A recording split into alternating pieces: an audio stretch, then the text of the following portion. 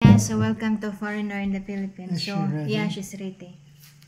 So, look at that. So, I got dragon fruit.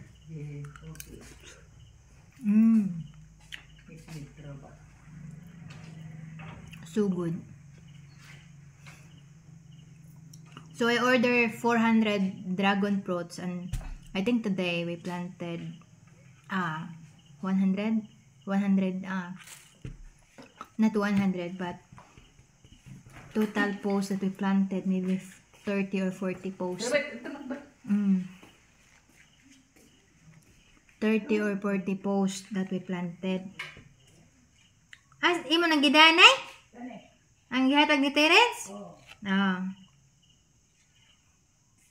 So we planted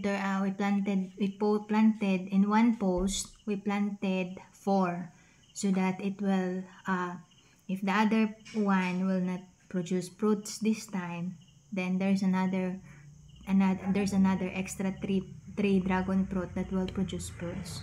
So that's the technique. Look at that.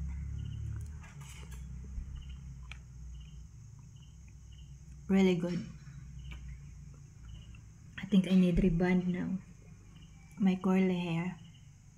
So again, if you're looking for property here in Bohol, if you're looking for property here in Bohol, either beach lot, farm lot, residential lot, message me anywhere in Bohol. I could help you to find your dream land, your dream property.